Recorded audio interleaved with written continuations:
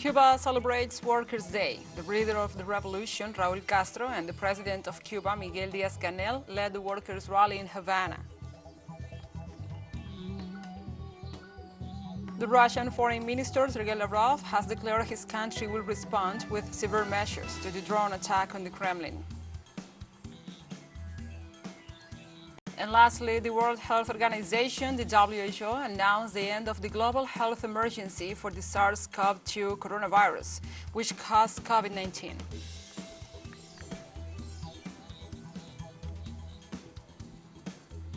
From the headquarters of TeleSUR English in Havana, Cuba, this is From the South.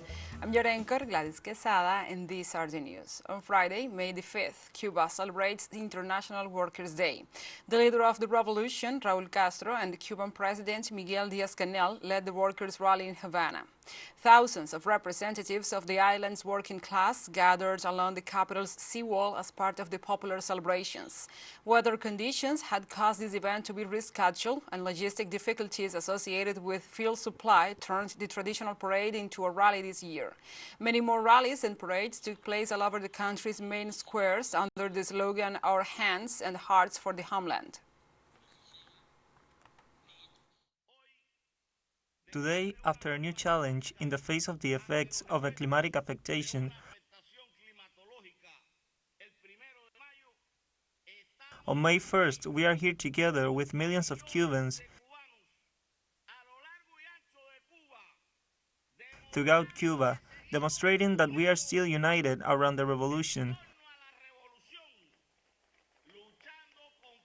fighting with strength and with our own talent to achieve the better future that we deserve.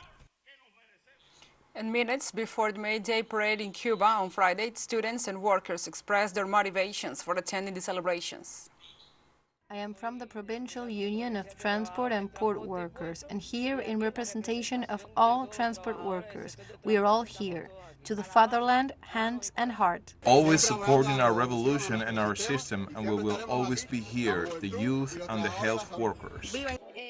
I believe that the student movement will always have many points of coincidence with the working class movement, and we will always have the duty to show solidarity and defend the causes of the workers in the world. And the Mexican President, Manuel Lopez Obrador, led this Friday the parade commemorating the Battle of Puebla. The Battle of Puebla took place on May the 5th, 1862, in defense of the sovereignty and dignity of the Mexican people during the Second French invasion. On that day, the Mexican army, commanded by General Ignacio Zaragoza, triumphed against the French army at the forts of Loreto and Guadalupe in the city of Puebla. The event is the second most significant date in the Mexican civic calendar. And also earlier on Friday, Mexican President Manuel Lopez Obrador stated during his morning conference that his administration has evidence that fentanyl could originate in China. The president made the statement during his morning briefing on Friday, where he said a shipment from China had arrived in a container to the port of Lázaro Cárdenas in the state of Michoacán. In April this year, the Latin American president sent a letter to his Chinese counterpart Xi Jinping, in which he asked him to work together in the fight against his opiate. The Chinese government responded that there was no drug trafficking between the two countries, but appreciated any assistance in proving that the substance was being shipped from China. Lopez Obrador announced that he will send another letter to President Xi Jinping explaining what has happened and requesting China's help in preventing the shipments of the opiate. On Thursday, Peruvian Justice Minister Daniel Muerte ratified the violation of human rights during the repression of social protests in the country. This is the first time that an official of the Boluarte administration admits accountability for the incidents. For his part, Prime Minister Alberto Otárola categorically ruled that the police brutality case goes to the prosecutor's office and the courts, as he defended the military and police, as well as pointed out that they were safeguarding sovereignty. He also indicated the investigations are confidential, and the prosecutor's office has set an 8-month deadline to complete them. Peruvian human rights organizations demanded speed and transparency in the investigation of several murders that remain unpunished. Human rights organizations and Peru's Ombudsman Office reports 47 fatalities due to police repression during the anti-Boluarte protests. And it what seems a bad deja vu of the George Floyd and Breonna Taylor protests, outraged New Yorkers took to the streets to protest the assassination of a 30-year-old black man, Jordan Neelys, by a white U.S. veteran Marine in a subway train. The death of Jordan Neelys, widely identified as a Michael Jackson impersonator who often performed on the train, was caught on camera and has angered activists and left-leaning lawmakers. Neelys was a homeless black man who also suffered mental health issues, and as witnesses of the incident have said, was not a threat for the passengers as he was screaming asking for food. The 30-year-old Neelys was killed by compression on the neck as a result of homicide, New York's medical examiner told in a statement. Police have questioned the man, and it's now up to prosecutors to decide whether to file charges in the case. But the aggressor walked out free. Demonstrators were due to protest in Brooklyn on Thursday evening, demanding that the man be arrested.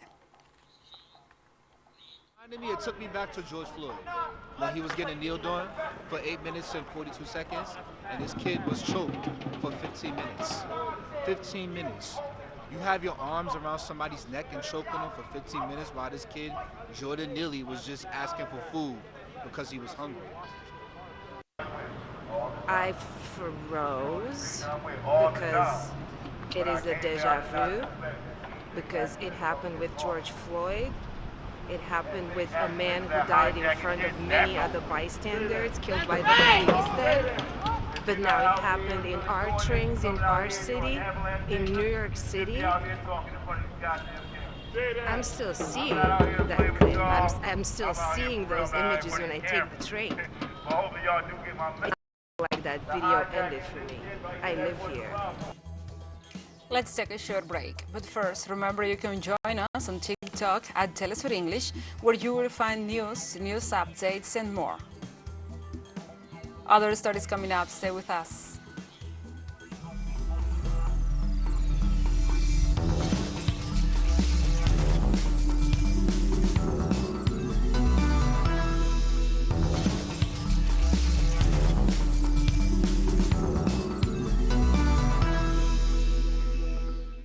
Welcome back. On Friday, UK Prime Minister Rishi Sunak welcomed his Australian counterpart, Anthony Albanese, in 10 Downing Street, ahead of King Charles III's coronation on May the 6th. As reported, about 2,300 people would attend the crowning ceremony of King Charles III, in contrast to the 8,000 people who attended Westminster Abbey for the coronation of Queen Elizabeth II in 1953. In this context, the visit of Australian Prime Minister Anthony Albanese joins the participation of several world leaders who will be present at the ceremony, such as the French President Emmanuel Macron, German President Frank-Walter Steinmeier, and the President of the European Commission Ursula von der Leyen, among others. And the Prime Minister of Australia, Anthony Albanese, called on Friday from London for the release of the founder of WikiLeaks, Julian Assange, detained for more than 40 years in Belmarsh Prison, a British high-security penitentiary centre. In an interview with the Australian ABC channel, Albanese considered that regarding Assange's case, enough is enough. Concerned about Mr. Assange's mental health. There was a court decision here in the United Kingdom that was then overturned on appeal that went to Mr. Assange's health as well, and I am concerned for him.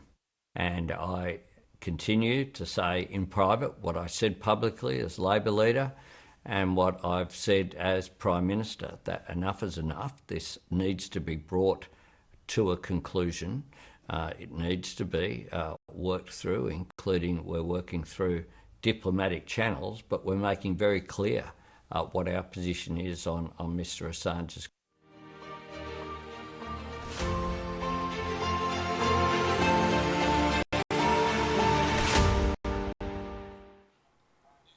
Now we move on to other topics. Russian Foreign Minister Sergey Lavrov has declared his country will respond with severe measures to the drone attack on the Kremlin.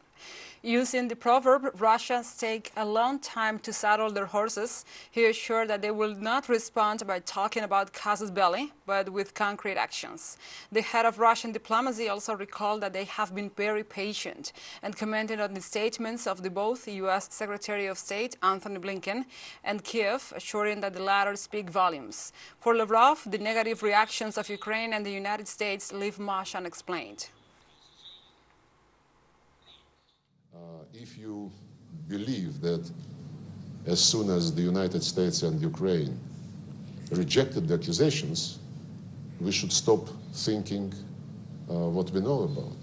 This is not the case, and the ability of our Ukrainian and Western friends to lie is very well known, and the entire situation is illustrating the crisis, which is much deeper than just the behavior of the regime headed by Zelensky.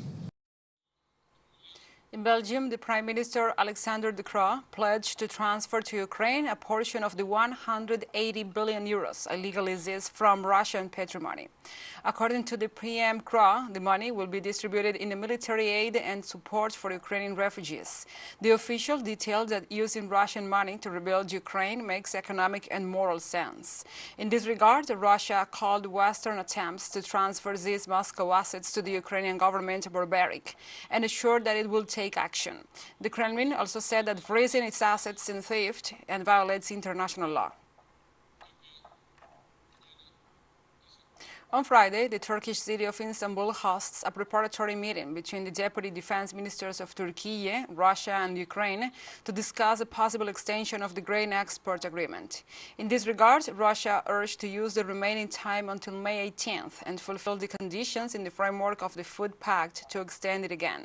In parallel, Moscow holds a new round of consultations between Russia and the UN on the implementation of the Memorandum of the Access of Russian agricultural products and fertilizers to the market. Meanwhile, the spokesperson of the Russian presidency, Dmitry Peskov, reiterated that the clauses of the Food Pact concerning the export of foodstuffs and fertilizers are still not being complied with. And China ratifies its intention to contribute to the solution of the Ukrainian crisis by promoting peace talks, always in coordination with Russia. The statement was made by Foreign Minister Qin Gang during a meeting with his Russian counterpart Sergey Lavrov on the sidelines of the Shanghai Organization's Foreign Ministers' Council meeting in India.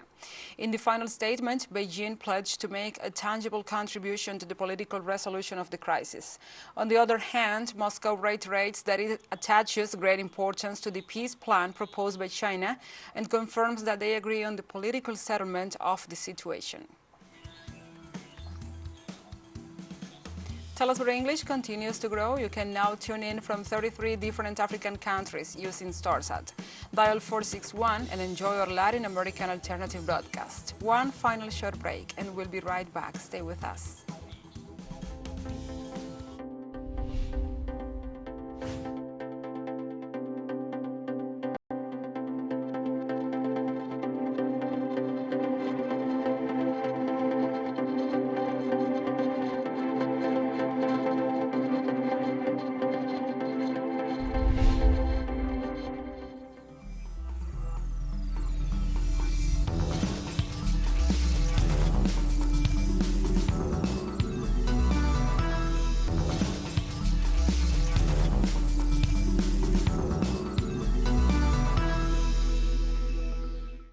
Welcome back. 6 Shia teachers were killed on Thursday in an armed attack on a school in the Pakistani city of Parashinar. Local police reported that unidentified gunmen started the shooting when they entered the school. Authorities explained that the incident is under investigation, as the motive for the killings is not entirely clear and that they are looking for those responsible. Earlier, another teacher of the same institution of Sunni Muslim origin was shot dead in his car. With this victim, the death toll has risen to 7. In Sudan, airstrikes and gunfire rocked the capital Khartoum as on Friday, as fighting showed no signs of ceasing, despite the threat of new U.S. sanctions and warnings of a protracted conflict. Hundreds have been killed in nearly 3 weeks of clashes between the forces of Sudan's de facto leader Abdel Fattah al-Burhan, who commands the regular army, and his deputy-turned-rival Mohammed Hamdan Daglo, in command of the paramilitary Rapid Support Forces, the RSF. The battles persisted a day after the U.S. President Joe Biden threatened to impose sanctions on those responsible for threatening Sudan's peace, security and stability, and undermining Sudan's democratic transition. The impoverished Northeast African country had already suffered decades of sanctions under the rule of the former autocrat Omar al-Bashir, ousted in 2019 after mass protests. Multiple truces have been agreed throughout the fighting, but none have been respected. Meanwhile, on Friday, the director of the United Nations Children's Fund, UNICEF, said that at least 190 children have died in Sudan in the last 3 weeks. Catherine Russell, director of the organization, also assured that another 1,700 children have been injured since the conflicts broke out. The Ministry of Health of the African Nation updated the latest report certifying 550 civilians killed and almost 5,000 wounded amid the hard fighting between the Sudanese army and the paramilitary group Quick Support Forces. The United Nations office urgently called for the hostilities to stop.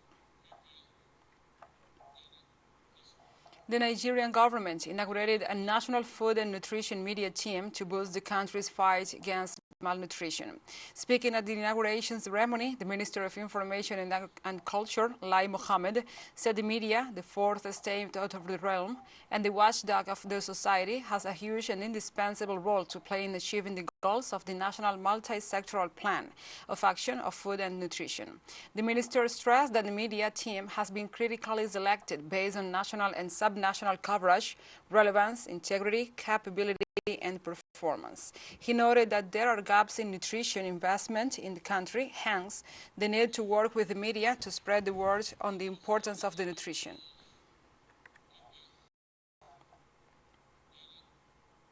Kenyan President William Ruto has appointed a commission of inquiry into the deaths of more than 100 people believed to have been members of a cult whose leader ordered them to starve themselves to death in order to meet Jesus. Kenyan authorities said the dead were members of the Good News International Church, led by Paul Mackenzie, who they say predicted the world would end on April 15th and instructed his followers to kill themselves, to be the first ones to go to heaven. Pastor Mackenzie, who is in police custody, has not commented publicly on the accusations against him, nor has he been required to enter a plea to any criminal charge.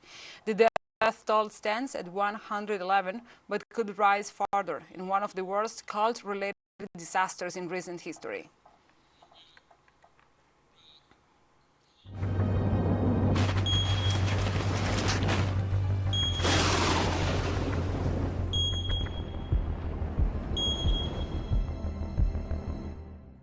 One man was killed and buildings collapsed in Japan after a strong earthquake struck near the country's west central coast on early Friday. According to the U.S. Geological Survey, the 6.2 magnitude earthquake struck at 2:42 p.m. local time, about 50 kilometers off the coast of Anazimu in Ishikawa province at a depth of 8.7 kilometers. However, a report from Japan's meteorological agency places the epicenter on land near Noto in Ishikawa province, and a 6.3 magnitude with a depth of 10 kilometers. According to local police, one man died in the city of Zuzu near the reported epicenter, while the fire department officials reported 3 houses collapsed and at least 1 person trapped in the wreckage. The Japan's meteorological agency reported several smaller earthquakes after the initial quake and said other larger quakes approaching a magnitude 6 could be possible in the coming week.